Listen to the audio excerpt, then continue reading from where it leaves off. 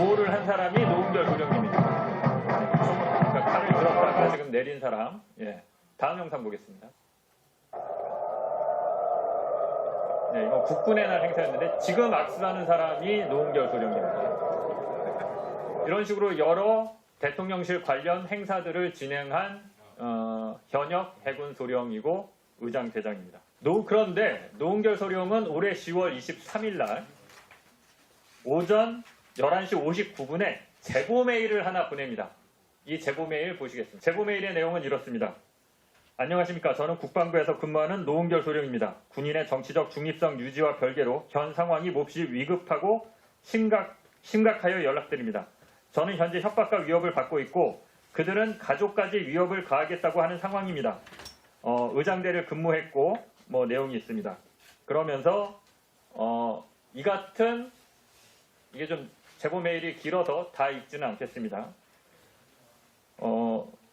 내가 사고를 당할지 모른다. 생명의 위협이 있을 수 있다라는 제보 메일을 김어준 공장장이 운영하는 경선은 힘들다와 이종원 대표가 운영하는 시사타파 TV에 동시에 같은 제보 메일을 보냅니다. 그런데 놀라운 일이 벌어집니다. 사고가 날지 모른다라는 제보 메일을 보내고 실제로 몇 시간 뒤에 사고가 일어납니다. 노은결 소령님의 기자회견문 낭독이 있겠습니다.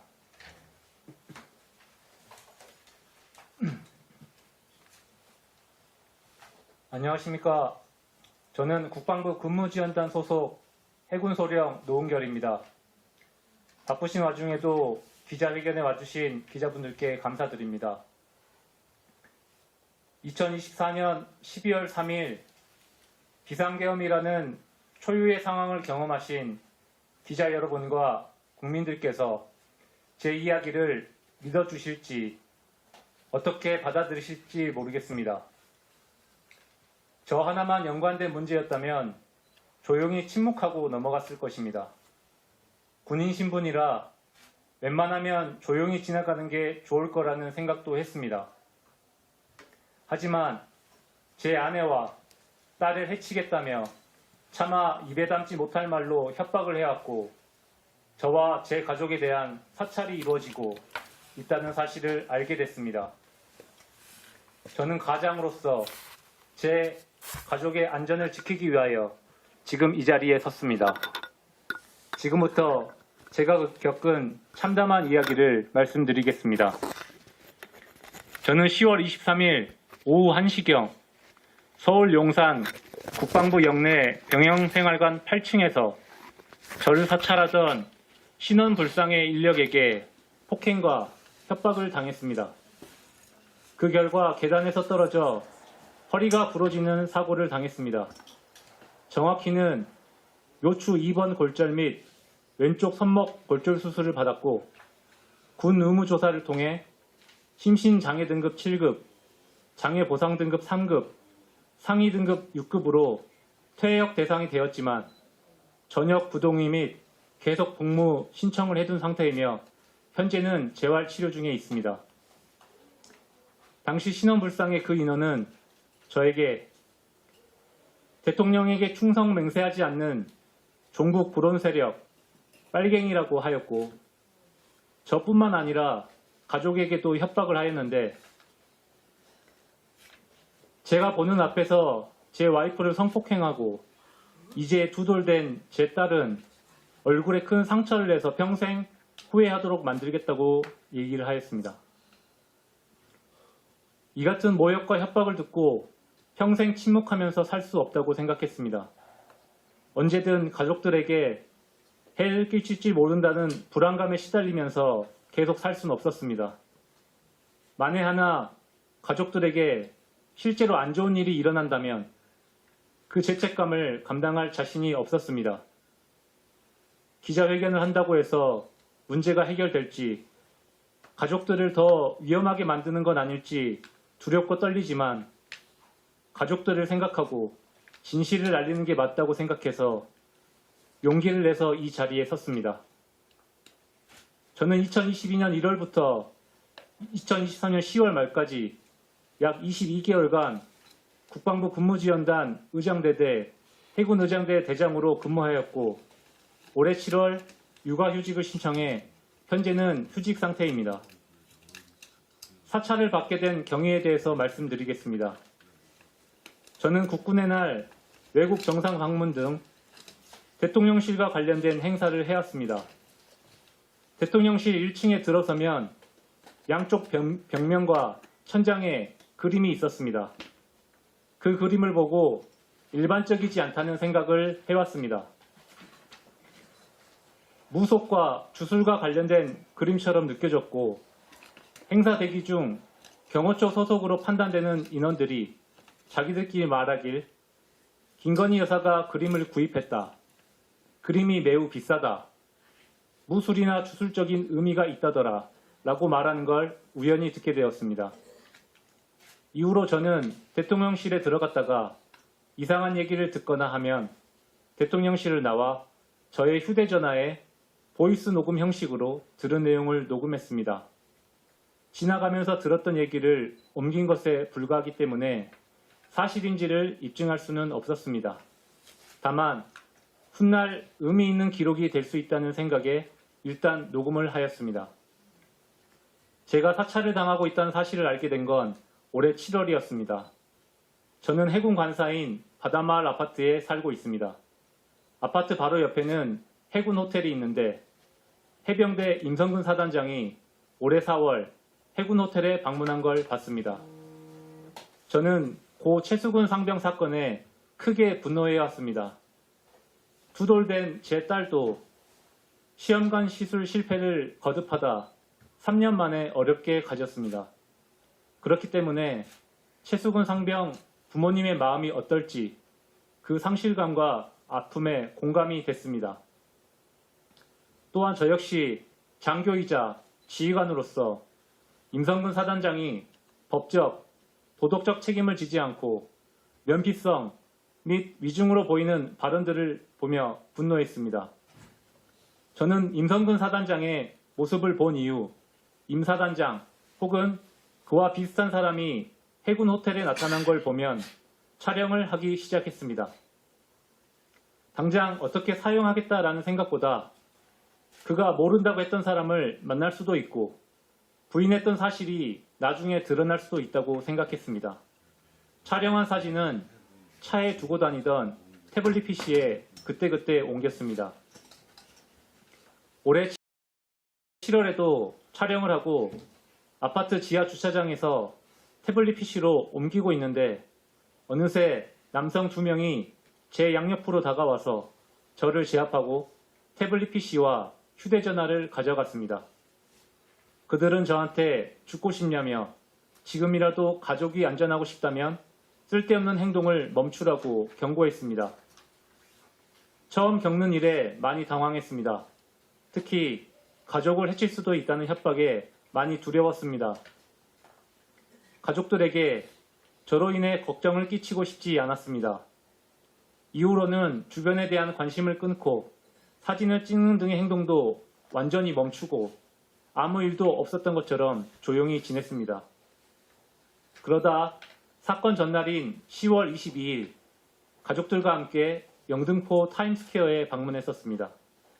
화장실 칸에 들어가 있는데 누군가 화장실 문 밖에서 내일 12시 병영생활관 9층이라고 말했습니다. 듣는 순간 그들이라고 직감할 수 있었습니다. 당시는 각종 녹취나 폭로가 뉴스를 도배하던 상황이었습니다.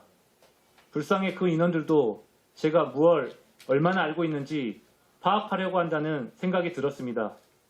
저는 제 가족들이 사찰을 당하고 해코지를 당할지 모른다는 불안감에 시달려 왔습니다. 어떤 식으로든 그들과의 관계를 끝내야겠다는 생각으로 용산 국방부로 들어갔습니다.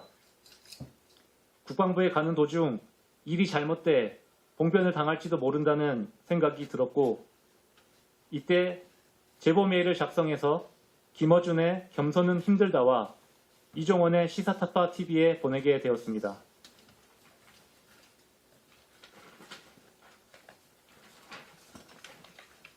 동문 행정안전실에서 출입 조치를 받아 병영생활관으로 곧장 갔습니다. 한참을 기다리던 중 선글라스와 마스크를 쓴 남자가 나타나 욕을 하는 동시에 제 복부를 가격하며 어디까지 알고 있느냐, 누가 또 알고 있느냐고 물었습니다. 가족은 전혀 모르고 이제 그만하려 한다고 대답했습니다. 선글라스의 남성은 다른 곳에 제보한 적 없는지 캐물었습니다. 저는 제보한 적이 없다고 잡아댔지만 신원 이상의 그 남성은 제 핸드폰을 빼앗아 뒤져보기 시작했고 곧 제가 제보한 사실을 알게 되었습니다. 그는 불같이 화를 내며 가지고 온 전선줄을 꺼내 저에게 계단에 묶으라고 시켰습니다. 이후 저를 계단 난간 바깥쪽에 매달리게 했습니다. 저들과의 관계를 끝내야겠다는 생각으로 오늘만 순순히 잘 따르면 저와 가족이 안전할 수 있다는 생각에 모든 지시에 저항 없이 따랐습니다. 계단 바깥쪽에 매달리자 멀티탭 전선으로 제 목을 묶었습니다. 그는 여기서 떨어져 봐야 죽지 않고 허리병신 정도만 된다. 오늘은 경고로 끝내겠지만 다음번에는 가만두지 않겠다 라고 했습니다. 그러면서 네가 아는 게 무엇이냐 물었고 아는 게 없고 그만 끝내고 싶다라고 제가 대답하자 그는 저를 도발할 생각인지 앞서 말씀드린 참담한 말로 저와 제 가족들을 협박했습니다. 그의 말에 흥분한 저도 소리치며 계단을 넘어가기 위해 저항하기 시작했습니다. 당황한 그는 저를 때리기 시작했고 저는 계단에서 떨어져 허리를 비롯한 온몸의 충격으로 정신을 잃었다가 그날 저녁 발견돼 국군 수도통합병원으로 이송되어 수술을 받게 되었습니다.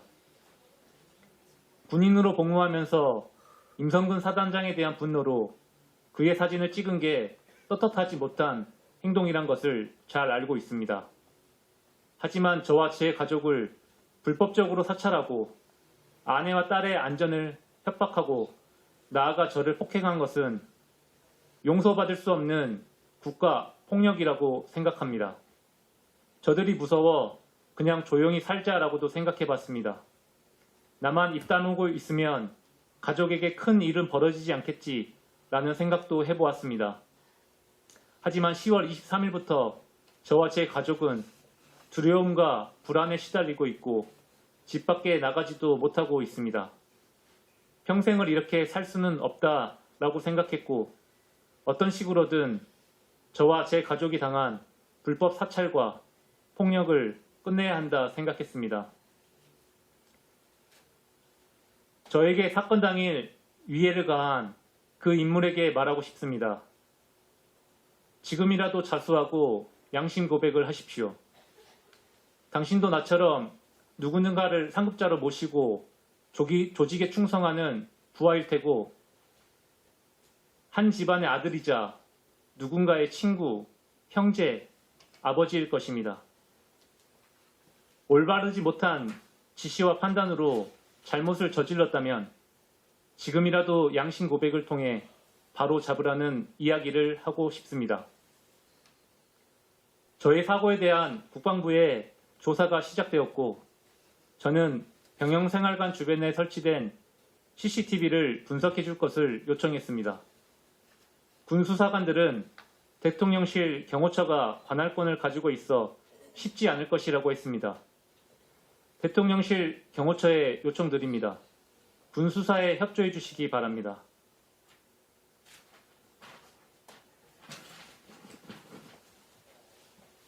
은밀히 이뤄진 사찰을 입증할 증거가 당장 저에게는 없습니다. 하지만 저는 14년간 복무해온 군인으로서 명예와 제 가족의 안전을 운명에 맡기고 이 자리에 섰습니다. 10월 23일 병영생활관에서 벌어졌던 국가폭력이 명백히 밝혀져 군대 내에서 저 같은 피해를 받는 군인이 없었으면 좋겠습니다. 또한 12월 3일 비상계엄 상황에 영문 없이 투입된 군인 상당수 역시 권력의 사유화와 사적 이익을 위해 도구처럼 사용된 국가폭력의 피해자라고 생각됩니다. 대한민국 국군은 그런 목적으로 이용되고자 군복을 명예롭게 여기고 고된 훈련을 묵묵히 받아온 것이 아닙니다. 더는 군인을 도구처럼 여기는 일이 없었으면 좋겠고 인간인 사찰로 인해 국민들의 추가적인 피해도 없었으면 합니다. 아울러 억울하게 희생당한 고 최승훈 상병의 명예를 빕니다. 또한 유가족 분들에게도 애도를 표합니다. 지금 이 순간에도 전후방에서 불철주야 국민의 생명과 안전을 위해 헌신하는 현역 군인 모두와 군인 가족분들께 죄송하다는 말씀 드립니다. 이 기자회견으로 군의 명예가 실추되지 않길 바랍니다.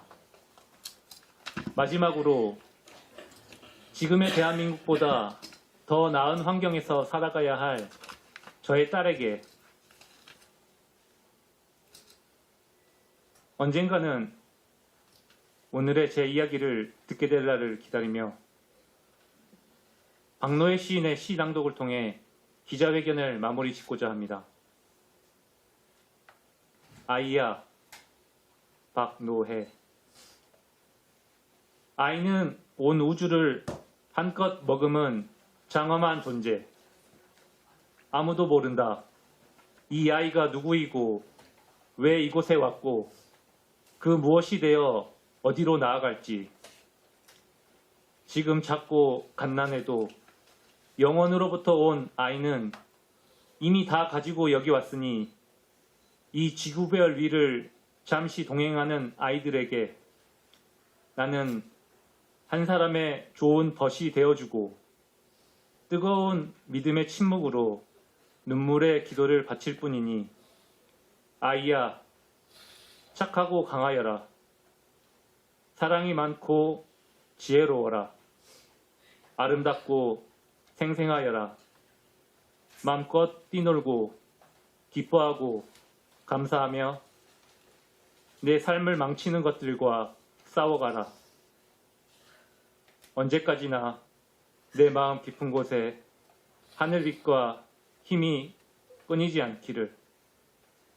내가 여기 와주어 감사하다. 사랑한다. 네, 이상입니다.